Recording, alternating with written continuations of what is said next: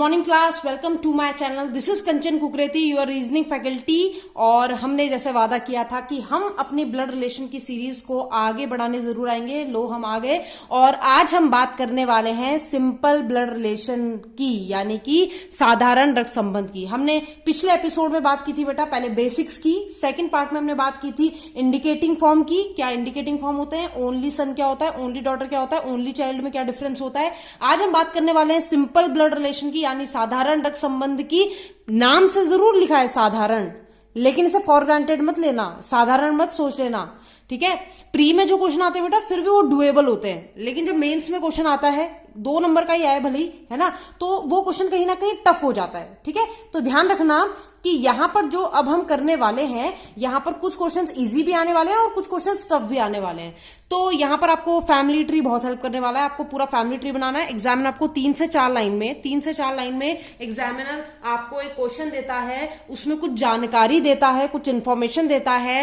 What you have to do is you have to draw a family tree. आपको क्या draw करना होता है बेटा, फैमिली ट्री बनाना होता है। उस जानकारी के बेस पर आपको एक फैमिली ट्री बनाना होता है। 3 जनरेशन का हो सकता है, 2 जनरेशन का हो सकता है, ठीक है, 4 जनरेशन का हो भी सकता है और नहीं भी। बहुत रेयर चांस होते हैं कि 4 जनरेशन में क्वेश्चन जाए, वैसे 3 जनरेशन में चला जाता है नॉर्मली। और फिर एग्जामिनर आपसे 2 से 3 क्वेश्चन पूछेगा एक एक नंबर के। अगर 3 पूछेगा तो 3 मार्क्स का, अगर 2 पूछेगा तो 2 मार्क्स के, ठीक है। तो चलिए इसी सीरीज को आगे बढ़ाते हुए बिना विलंब के बढ़ते हैं अपने पहले क्वेश्चन की तरफ। चलिए देखिए, आपके सामने एक सिंपल यानी साधारण रक्त संबंध का एक क्वेश्चन रखा है, ठीक है। और ये क्वेश्चन क्लर्क के प्री एग्जाम में 2019 में पूछा गया है, ठीक है बेटा। 2 नंबर का क्वेश्चन आया था प्री के एग्जाम में, जरा सामने देखिए। और बहुत इजी है, बहुत इजी है। जब हमने इंडिकेटिंग फॉर्म कर लिया तो ये तो कुछ भी नहीं, ठीक है। क्वेश्चन क्या है, 8 members are living in a family. और हाँ, हिंदी वाले बच्चों के लिए बताना चाहूंगी बेटा, आज मैंने हिंदी में क्यों नहीं लिखा ये क्वेश्चन, क्योंकि इस क्वेश्चन में कुछ भी नहीं है हिंदी जैसा। इंडिकेटिंग फॉर्म में फिर भी बच्चा कंफ्यूज हो जाता है, इसलिए मैंने हिंदी में भी दिया था। मैं आपको हिंदी में इससे बताऊंगी अभी, ठीक है। और इसमें कुछ भी ऐसा नहीं है जो आपको समझ में ना आए, ये मेरी गारंटी है। क्या बोला है, 8 members are living in a family. एक परिवार में 8 सदस्य रहते हैं, एक परिवार में 8 सदस्य रहते हैं, ठीक है। Q is the only son of P। Q एक लौता पुत्र है किसका, P का। T is wife of U। T जो है वो पत्नी है किसकी, U की। फिर फुल स्टॉप यानी पूर्ण विराम। T is sister of Q and R। T बहन है Q और R की। फिर पूर्ण विराम यानी full stop. V is daughter in law of W। V जो है डॉटर इन लॉ है। डॉटर इन लॉ मतलब होता है बेटा बहू, ठीक है, बहू। V जो है वो बहू है किसकी, W की। और फिर आगे बोलता है S is son of T। S जो है वो क्या है, सन है, किसका सन है, T का सन है। और आगे बोलता है W is mother of Q। आगे बोल रहा है W is mother of Q, ठीक है। तो ये सब चीजें आपके सामने रख दी गई हैं। अब उसने क्या बोला है, क्वेश्चन पूछे 2, कह रहा है how is S related to R। जिसका नाम पहले होता है उसका रिलेशन पीछे वाले से बताना होता है, ठीक है, यानी S R का क्या है ये बताना है। और नेक्स्ट क्वेश्चन है कि इस परिवार में कुल कितने पुरुष सदस्य हैं, यानी कि मेल मेंबर्स। तो क्वेश्चन समझ में आ गया होगा, इजी है, ठीक है, बना भी दिया होगा आपने। सबसे इजी क्वेश्चन है, सबसे इजी क्वेश्चन। चलो देखो 2 नंबर का ये क्वेश्चन देखते हैं। 8 लोग, यानी जब आपका फैमिली ट्री बनेगा, अब आपको फैमिली ट्री बनाना है बेटा। और फैमिली ट्री बनाते समय ये ध्यान रहे कि आपके फैमिली में कितने लोग होने चाहिए, 8 लोग होने चाहिए, ना इससे कम ना इससे ज्यादा, ठीक। अब क्या बोल रहा है, कह रहा है Q is only son. Only son का मतलब मैंने आपको बताया था बेटा, एक लौता पुत्र, एक लौता पुत्र, यानी Q जो है वो एक लौता पुत्र है किसका, P का। तो ये P बना दिया, ठीक है, ऊपर बना देते हैं थोड़ा जो आपको विजिबल हो जाए। P का एक लौता पुत्र कौन है बेटा, Q।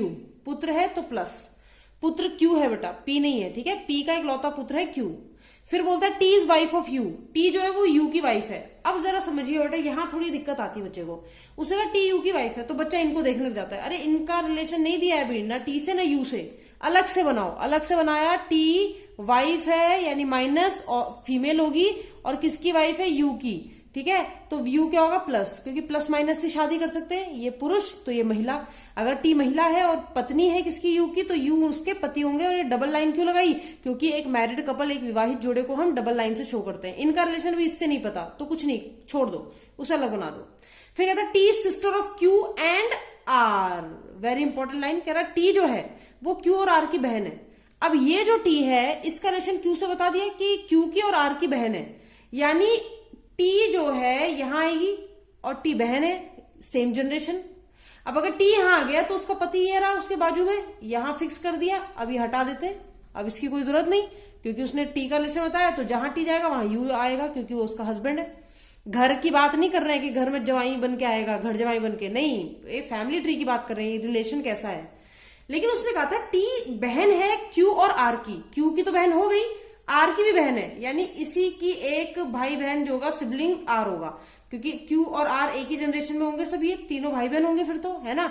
लेकिन एक बात समझिएगा बेटा, कुछ लोगों को लगता है कि आर का जेंडर क्लियर नहीं है, लेकिन मैं कहूं जेंडर क्लियर है तो जरा ध्यान से देखना। एक लाइन बोली थी, Q is only son of P, Q एक लौता बेटा है पी का। अगर पी का ये संतानें पी की हैं, क्योंकि अगर ये भाई बहन है और ये इनके पेरेंट हैं, तो फिर हर किसी के पेरेंट होंगे, इसके भी, इसके भी, इसके भी, तीनों के पेरेंट यही होंगे। लेकिन उसने बोला क्यों एक लौता बेटा है। अगर क्यों एक लौता बेटा है तो ये तो बहन थी और ये तो उसका पति है, ये तो दूसरे फैमिली से आया हुआ है। लेकिन बेटा आर भी बहन रही होगी, क्यों, अगर आर लड़की ना होती तो पी ये नहीं कह पाता कि मेरा एक ही बेटा है। समझ में आई बात, एक ही बेटा है, एक लौता बेटा है, तो बाकी बेटियां होंगी, इस बात का ध्यान रहे। यहां तक क्लियर है, ठीक है। अब आगे देखो, V is daughter in law of W। V जो है, V नहीं पता किसका रिलेशन, नहीं पता। V बहू है W की। अगर V बहू है W की बेटा, तो इनमें से कोई भी V नहीं है और W भी नहीं है, तो अलग से बनाते हैं। W की बहू का नाम क्या है, V। मैंने ऐसे क्यों बनाया, मैंने ऐसे इसलिए बनाया बेटा क्योंकि W की कोई संतान रही होगी और संतान लड़का ही रही होगी। अगर बहू घर पे लानी है तो लड़के से शादी कराएंगे तभी तो आएगी। तो W का एक पुत्र रहा होगा और उसकी पत्नी, यानी मैरिड कपल यानी डबल लाइन, उसकी पत्नी V रही होगी। लेकिन इसको भी यहां जोड़ नहीं सकते, है ना, इसको यहां जोड़ नहीं सकते क्योंकि पता ही नहीं कि किसका किससे कनेक्शन है, इसलिए मैंने अलग रखा। अब आती है important line, S is son of T। T के पुत्र का नाम क्या है, S। T के पुत्र का नाम क्या है बेटा, S। T के पुत्र का नाम है S, ठीक है। विजिबल नहीं होगा तो चलो मैं थोड़ा सा ऊपर और कर देती हूँ उसे, ताकि विजिबल हो जाए। एक तो ये बोर्ड की समस्या, लो बेटा, टी का पुत्र जिसका नाम क्या है, एस, तो प्लस बना दिया। टी का पुत्र है कौन, एस, अभी भी नहीं दिख रहा है, ये बड़ी समस्या हो जाती है कभी कभी, नहीं। चलो मैं इसको रब करके थोड़ा और ऊपर कर देती हूं। जब तक बोर्ड नहीं आ जाता, जब तक सब कुछ सेट नहीं हो जाता, तब तक थोड़ी समस्याएं झेलनी पड़ेंगी, पर चलो कोई बात नहीं। अब देखो, टी इसकी बहन थी और उसका पति था कौन, यू। अब उसने बोला, अब क्या बोल रहा है, क्यू कह रहा है कि sorry, S is son of T. T का एक पुत्र है जिसका नाम एस है, S is son of T, बना दिया। एस क्या है, टी का पुत्र है, ठीक है। अगर टी का पुत्र है तो बेटा यू का भी पुत्र होगा, ऑब्वियसली मैरिड कपल है। अब कह रहा है W is mother of Q. Q की माँ का नाम डब्ल्यू है, क्यू की माँ का नाम डब्ल्यू है। इसका मतलब इसको उठा के हम यहां रख सकते हैं, लेकिन कैसे रखेंगे जरा देखना, पूरा सिनेरियो देखना। अगर क्यू की माँ का नाम डब्ल्यू है तो क्यू के तो एक पेरेंट का नाम पी है, तो इसका मतलब अगर क्यू की माँ डब्ल्यू है तो पिता कौन होंगे, पी। ये हो गई माँ, क्यों, क्योंकि अगर ये इनका भी पुत्र है और कह रहा है मेरा माँ का नाम डब्ल्यू है, तो इसका मतलब ये बेटा कि ये उसके पिता रहे होंगे, पी पिता रहे होंगे और उनकी वाइफ रही होगी डब्ल्यू, तो डब्ल्यू उनकी वाइफ और उसकी माँ बन गई होगी। अब डब्ल्यू कह रहा था कि मेरी बहू का नाम वी है, तो डब्ल्यू की बहू का नाम, तो डब्ल्यू का और कोई संतान लड़का तो हो नहीं सकता, क्योंकि पी का अगर एक लौता बेटा है तो डब्ल्यू उसका पति है तो उसका भी एक लौता बेटा होगा, यानी क्यू। यानी क्यू ने किससे शादी की थी, वी से। क्यू ने किससे शादी की थी बेटा, वी से। तो यहां मैंने मेंशन कर दिया कि क्यू की शादी डबल लाइन कर दिया, किससे हुई थी, वी से। समझ में आई बात सभी को। तो अब ये क्वेश्चन करने के बाद, अब इसे रब करके ये क्वेश्चन देखने के बाद एक और चीज देखनी होती है, क्या 8 के 8 सदस्य, क्योंकि हमारे क्वेश्चन में डिमांड थी 8 सदस्य की। तो 1 2 3 4 5 6 7 और 8, ठीक है। तो 8 सदस्य हमारे फैमिली में हो गए। अब क्या पूछा है, how is S related to R. S का रिलेशन आर से क्या है, बहुत इंपॉर्टेंट है, जरा देखना एस का रिलेशन आर से क्या है। अब आर का भाई कौन है, क्यू, यानी ये भाभी होगी। आर का भाई क्यू क्यू की बहन टी, यानी ये आपस में ये तीनों की तीनों क्या थे बेटा, ये तो आपस में भाई बहन थे। तो इस आर की बहन का बेटा है ये, और बहन की बेटे को क्या बोलते हैं, क्या बोलते हैं, भांजा यानी नेफ्यू। भांजा और भतीजे के लिए यूज होता है नेफ्यू, लड़का होता है तो नेफ्यू बोलते हैं, ठीक है। तो उसने पूछा था एस का रिलेशन आर से बताओ, तो नेफ्यू, एस का बताना था आर से। अगर उल्टा हो जाता, अगर होता आर का रिलेशन एस से बताओ, ये आर इधर हो जाता एस यहां, तो आर एस की क्या होती, आर एस की आंट होती, आंट। अगर मैटरनल पैटर्न होता तो कौन सी आंट होती, मैटरनल, माँ की बहन है तो मैटरनल आंट होती यानी मौसी होती, ठीक है। समझ में आई बात। नेक्स्ट क्वेश्चन था कि कितने मेल मेंबर्स हैं फैमिली में, कितने पुरुष व्यक्ति हैं फैमिली में, तो 1 पुरुष, 2 पुरुष, 3 और 4, तो टोटल कितने पुरुष हो गए, 4 पुरुष हो गए। आई बात समझ में, ठीक है। 4 पुरुष हो गए और बाकी बची जो है वो 4 महिलाएं हैं, साफ साफ दिख रहा है। जो प्लस वाले वो पुरुष हैं, जो माइनस वाली है वो महिलाएं हैं।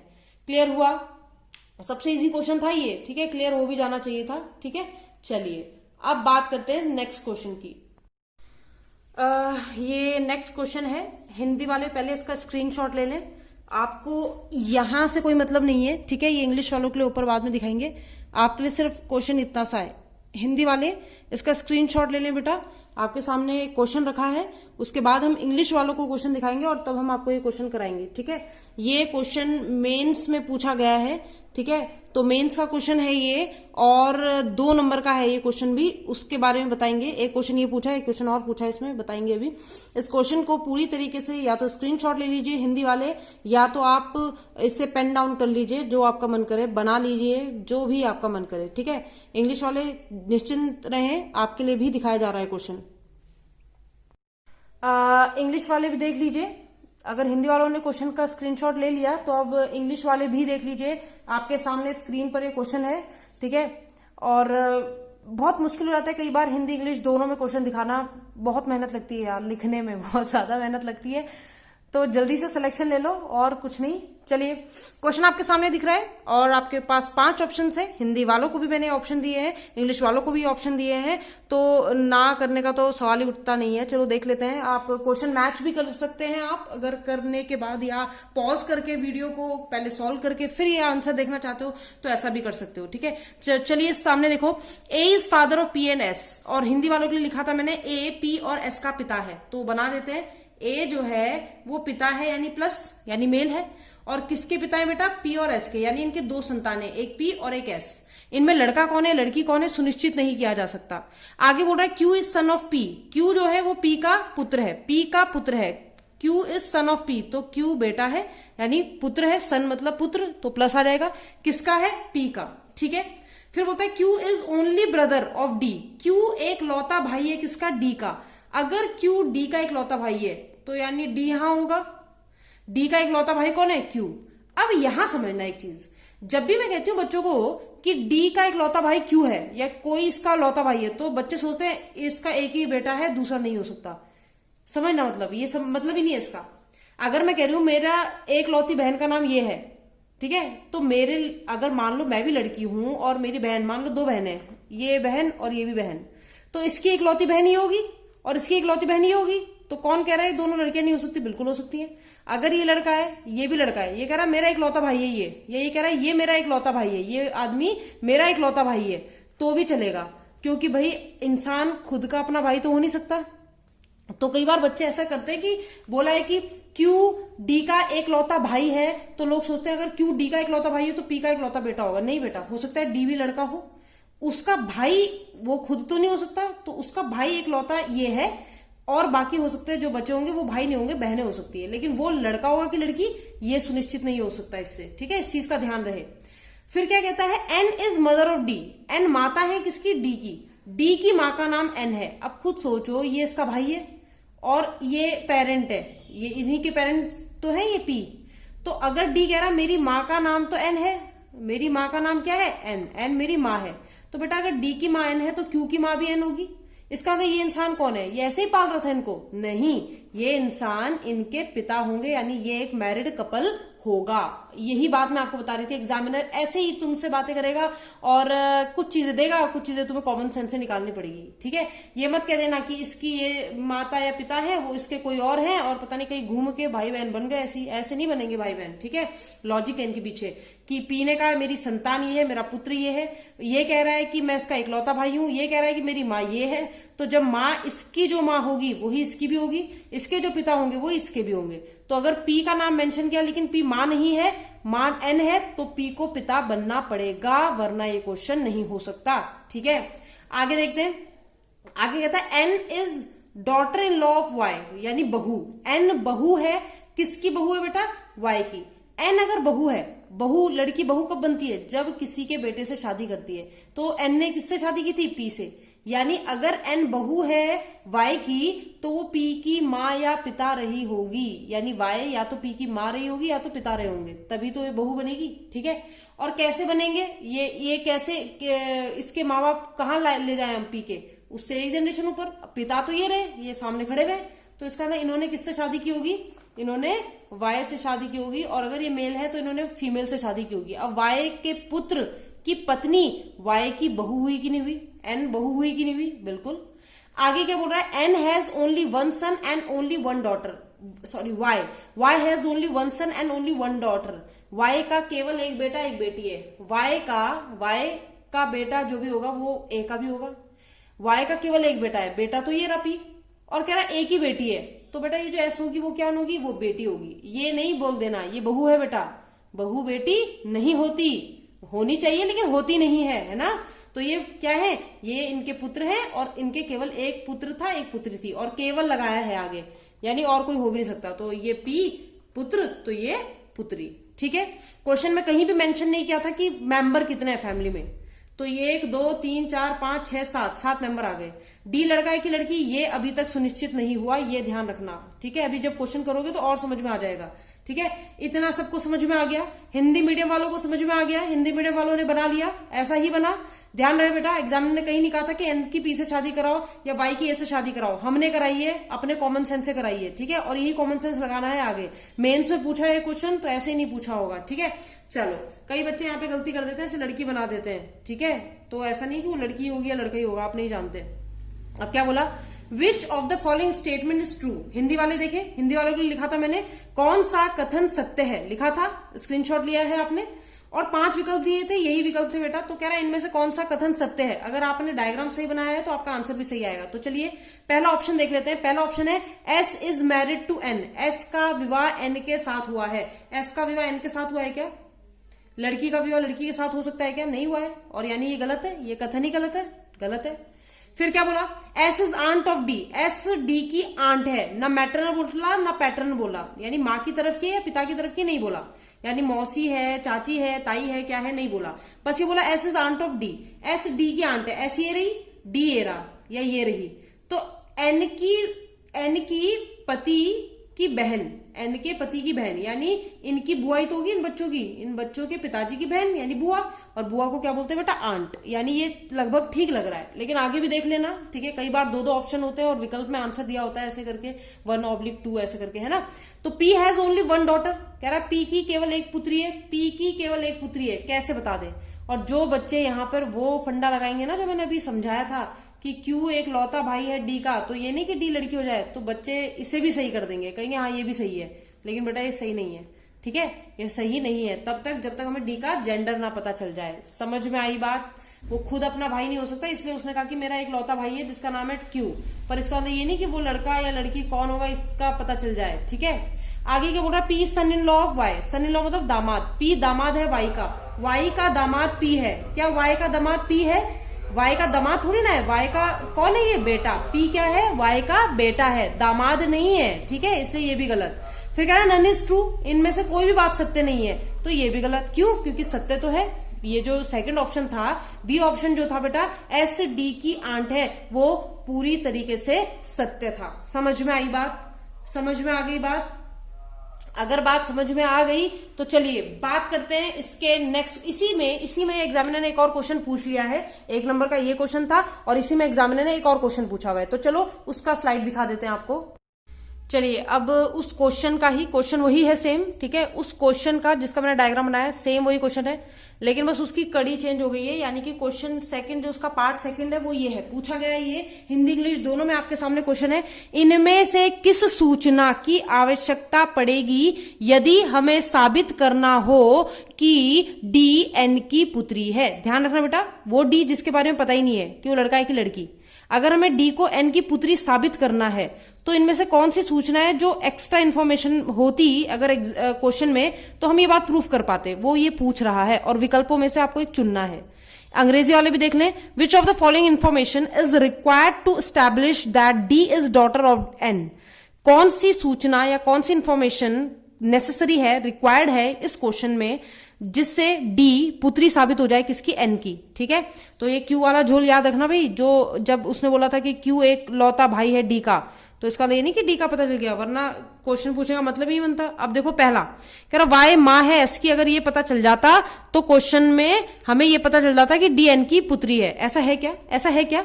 अगर वाई माँ होती किसकी, एस की, भाई ये तो पहले से ही पता है कि वाई जो है वो माँ है एस की, वाई एस की माँ भी हो जाती तो डी के बारे में तो नहीं पता चलता ना, तो यानी पहली इन्फॉर्मेशन तो नहीं है हमें जरूरत कि वाई एस की माता है। दूसरा एन हैज ओनली वन सन, कह रहा ये पता चल जाए तो हो जाएगा, एन का केवल एक पुत्र है।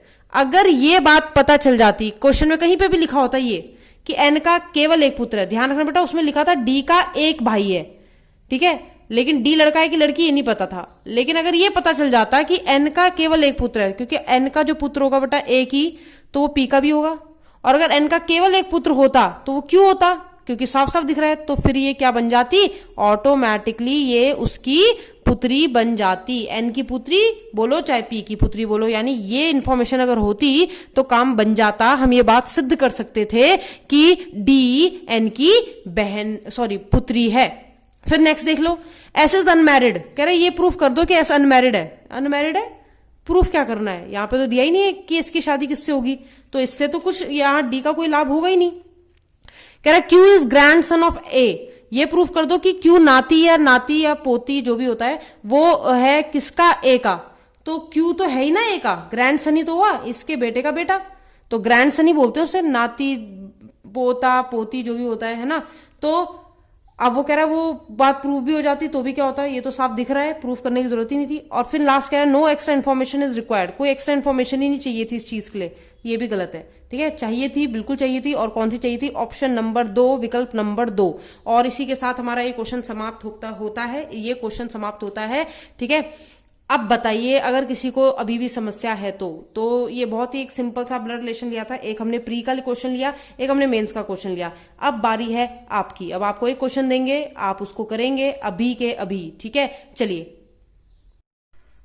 आपके सामने क्वेश्चन रखा है, आज का लास्ट क्वेश्चन है, लेकिन बहुत मजेदार क्वेश्चन है। ठीक है, आपको वीडियो को पॉज करना है थोड़ी देर और इस क्वेश्चन को देखिए और बस इसका फैमिली ट्री बनाइए। मैंने क्वेश्चन कुछ नहीं पूछा है अभी कि आपको क्या बताना है, मैं बस बोल रही हूं आपको कि आप इस पूरे क्वेश्चन को पढ़िए और इस क्वेश्चन का फैमिली ट्री बना के दिखाइए। 2 मिनट आप पॉज करें इस वीडियो को और तब आप इसकी क्या बोलते हैं क्वेश्चन बनाइए और देखते हैं कि फिर आप आंसर कैसे देते हो।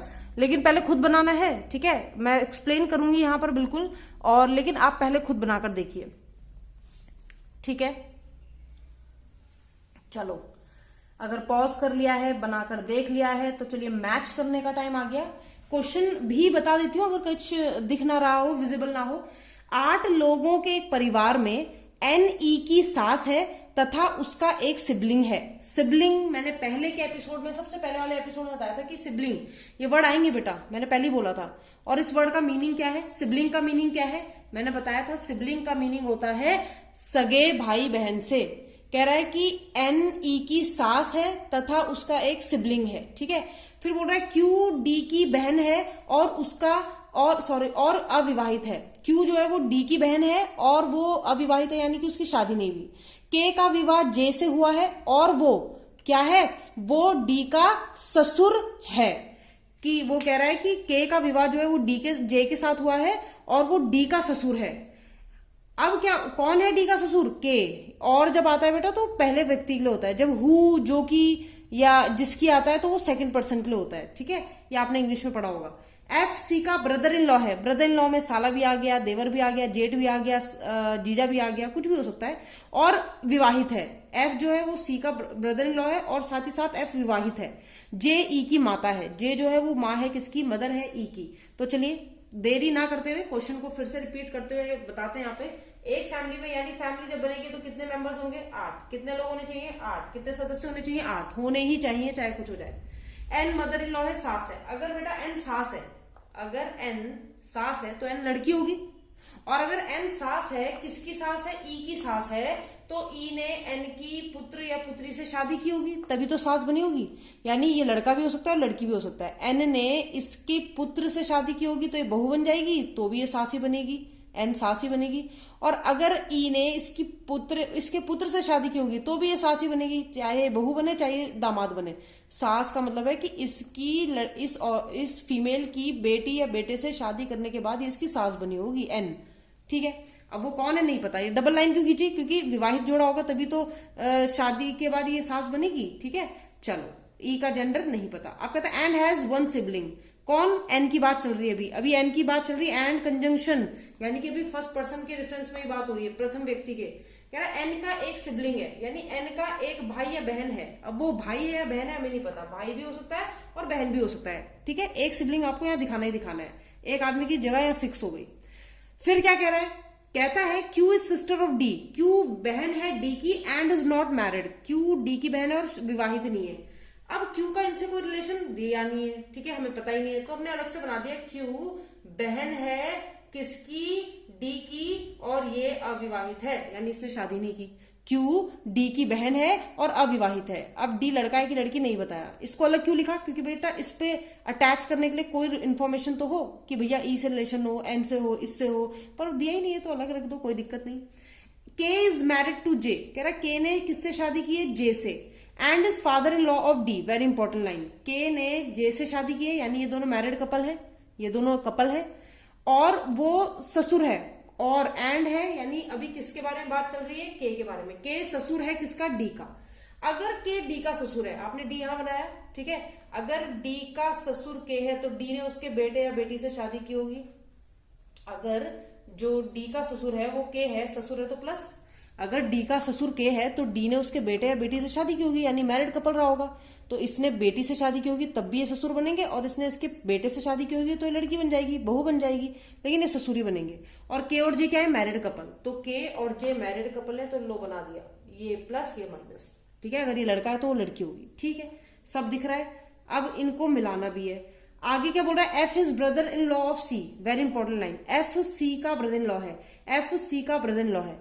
अब अगर एफ सी का ब्रदर इन लॉ है तो एक चीज बताना बेटा, एफ और सी सेम जनरेशन में होंगे कि नहीं होंगे, होंगे कि नहीं होंगे।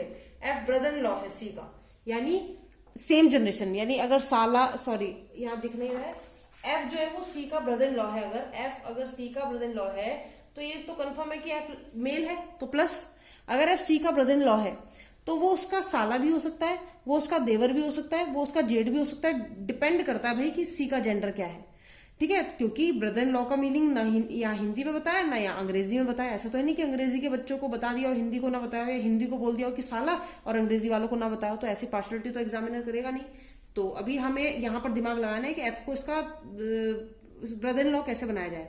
लेकिन ब्रदर इन लॉ जो होते हैं, चाहे देवर हो, चाहे जेठ हो, चाहे जीजा हो, चाहे साला हो, सेम जनरेशन होती है उनकी। अब वो लास्ट लाइन कह रहा है एंड इज मैरिड, यानी किसकी बात चल रही है, एफ की बात चल रही है। एफ जो है मैरिड है, एफ की शादी भी करानी है, याद रखना, किसी ना किसी से शादी करेगा।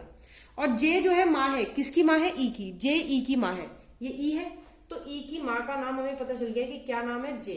इसको मैं यहां से रब कर रही हूं बेटा ताकि स्पेस आपको दिख जाए। तो जे माँ है, किसकी माँ है, ई की। ई की माँ जे है, और जे की शादी किससे हुई थी, के से। ये रहा, अब ये घूम फिर के यही तो आ रहा है सब कुछ, है ना। जे माँ है ई की, तो के उसका पति है, तो ये इसके पिता होंगे ई के। ठीक है, अब ये दोनों तो आ गए यहाँ। अब ये दोनों आए तो ये वाला पार्ट भी आएगा, इसको भी उठा के यहाँ लाना पड़ेगा। के जे की जनरेशन ऊपर है और उनकी नीचे है डी वालों की, तो के जे अगर यहाँ है तो डी वाले इस जनरेशन में होने चाहिए, बिल्कुल। अब लाएं कैसे, मैंने कहा भाई सोच लेना, हमें 8 लोग चाहिए, तो एक तो ये हो गया, इसका नाम हमें पता नहीं, 2 3 4 5 6, और ये दोनों 7 8, ठीक है, बन जाएगी बात। हो सकता है ये बंदा उनमें से कोई हो, कुछ नहीं पता अभी। अब के ने कहा कि मुझे ससुर बनना है और मुझे ससुर बनना है डी का। तो मैंने देखा के की एक संतान यहाँ घूम रही है, ये संतान है, वैसे हो सकता है एक और संतान हो, लेकिन अभी जो मुझे दिख रही है वो ई है। तो अगर मैं कहूं कि यहां पर डी आ जाए, अगर मैं कहूं यहां डी आ जाए, तो डी जो है वो के की किसी संतान से शादी कर रहा है, मैरिड कपल बन गया, ये ससुर बन जाएगा, ठीक है। और एन ने भी कहा था कि मुझे किसका ससुर बनना है, ई का। एन ने भी कहा था शुरू में कि मुझे ई का ससुर बनना है। तो अगर ये दोनों शादी कर लें, ये इनकी तरफ से हो जाएगा, ये इनकी तरफ से, बेटा हो चाहे बेटी हो, हमें नहीं पता, तो दोनों की ससुर वाली कंडीशन पूरी हो जाएगी। इसको सास बनना था, इसको ससुर बनना था, बन गए।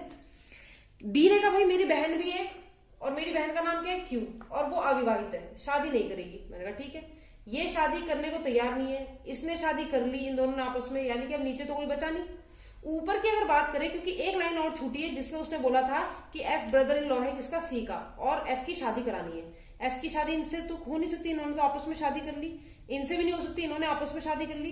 क्यों कह रहा है मेरे को शादी करनी नहीं, और अब बचे ये दो लोग, ये दो लोग में से कोई हो सकता है जो शादी कर ले। अब किसकी कंडीशन लग रही है शादी करने की, तो अगर मैं देखूं इसकी संतानें हैं, ऐसा नहीं कि जिसकी संतान हो हमेशा उसकी शादी करानी है, ऐसा नहीं है।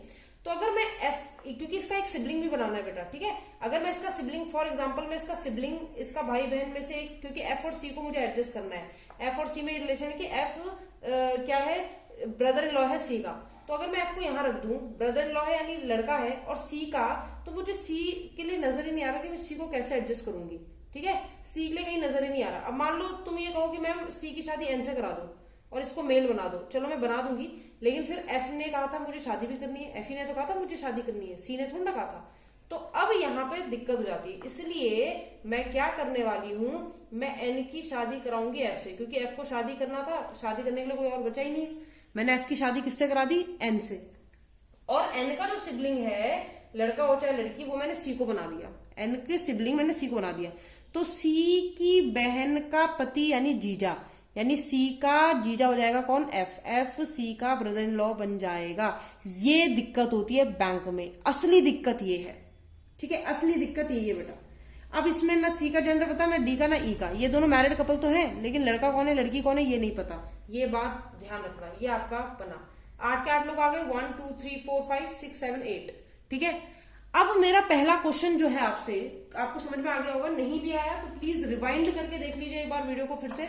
अब मेरा आपसे पहला क्वेश्चन क्या है, पहला क्वेश्चन है, इस परिवार में कुल कितने मेल सदस्य यानी पुरुष रहते हैं, कितने पुरुष सदस्य हैं, यानी कि मेल मेंबर्स। आपको मेल मेंबर्स बताने बेटा, क्या आप बता सकते हो? चलो मान लीजिए मैंने आपको ऑप्शन भी दे दिए, आपको मैंने 5 ऑप्शन दे दिए। पहला ऑप्शन है 4, दूसरा ऑप्शन है 2, तीसरा ऑप्शन है ज्ञात नहीं किया जा सकता, और चौथा ऑप्शन है आपका 4 व 3, और पांचवा ऑप्शन है 5। सोच समझ के दीजिएगा आंसर। आपके पास जो क्वेश्चन है देख लीजिए थोड़ा मैं पीछे कर देती हूँ। आपके पास ऑप्शन ये है 5, उनमें से पहला ऑप्शन है 4 सदस्य हैं मेल पुरुष, या 2 हैं, या कहा नहीं जा सकता, CND मतलब कैन नॉट बी डिटरमाइन, कहा नहीं जा सकता, या 4 या 3, या तो 4 होंगे या तो 3, या फिर 5। तो देखते हैं कि एक ऑप्शन करके। आप देखो बेटा, इसका जेंडर पता है, इसका पता है, इन दोनों का भी पता है, इसका नहीं पता, इसका नहीं पता, इसका नहीं पता। मान लो थोड़ा दिमाग लगाना, क्योंकि ऑप्शन के साथ खेल रहा है एग्जामिनर। एक मेल तो ये हो गया, 2 मेल ये हो गए, ये दोनों तो फीमेल है, इन्हें काउंट नहीं करेंगे। यहां देखें तो इन दोनों में से एक फीमेल और एक मेल होगा, ये बात कंफर्म है। दोनों तो नहीं हो सकते मेल, और दोनों फीमेल भी नहीं हो सकते। ये क्यू तो फीमेल है, इन दोनों से दोनों फीमेल तो नहीं हो सकते, यानी इनमें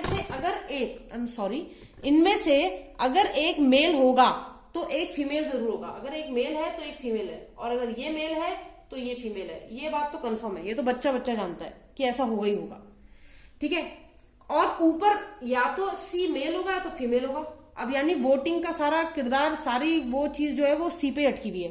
तो 1 2 3 इससे ज्यादा तो नहीं हो सकते यहाँ पे, ठीक है। यानी इनमें से एक होगा, और ये तो 2 है ही, तो यानी 3 तो होंगे ही होंगे। अब सी पे डिपेंड करता है, अगर सी मेल हुआ तो 4 हो जाएंगे, और अगर सी फीमेल हुई तो 3 मेल हो जाएंगे। तो आंसर क्या टिक करोगे आप? आंसर आप 4th टिक करोगे। 4/3, या तो 4 होंगे या तो 3 होंगे, ठीक है। अगर ये ऑप्शन ना होता तो आप क्या टिक करते बेटा? CND, can not be determine, ज्ञात नहीं किया जा सकता। कितने भी हो सकते हैं, 4 भी हो सकते हैं, 3 भी हो सकते हैं, ठीक है। समझ आ रही है बात? तो इस तरीके से आपको इस क्वेश्चन को करना था। समझ आई बात? अब कुछ बच्चे सोच रहे होंगे अगर ऑप्शन ऐसे होते 4, 2, आपका 5, फिर आपका दूसरा ऑप्शन होता 6, मान लो यही 4 ऑप्शन होते तो क्या करते? तो बेटा 4 लगाते, क्योंकि 2 तो हो नहीं सकते, 2 तो ये दिखाई दे रहे हैं, तीसरा ये बंदा होगा ही होगा इनमें से कोई। 5 इसलिए नहीं हो सकते, 5 तो बहुत ज्यादा हो गए। 6 मतलब ही नहीं बनता, तो 4। अगर 4 ना होता, 3 होता, बाकी ऑप्शन ऐसे होते तो हम 3 टिक लगाते। लेकिन अभी आपके पास ऑप्शन में CND भी है और 4/3 भी है, तो 4/3 या तो 4 मेल होंगे या तो 3 होंगे, इनसे ज्यादा हो भी नहीं सकते, ठीक है। तो आशा है ये एपिसोड समझ में आया होगा। आज के लिए इतना ही रखते हैं। मैं कंचन गुरुवती, आपकी रीजनिंग फैकल्टी, आपके साथ इस वादे के साथ फिर से जा रही हूं कि मैं अगली एपिसोड में आपको कोडेड ब्लड रिलेशन के क्वेश्चन लेके आऊंगी। कुछ लास्ट ईयर के क्वेश्चंस की बात करेंगे और शॉर्टकट सीखेंगे कल, ठीक है। तो बने रहिए मेरे साथ। मैं कंचन गुरुवती, आपकी रीजनिंग फैकल्टी, आपसे अलविदा लेती हूं। अपना ध्यान रखिए और अपना ख्याल रखिए और पढ़ते रहिए ब्लड रिलेशन मेरे साथ। Bye bye.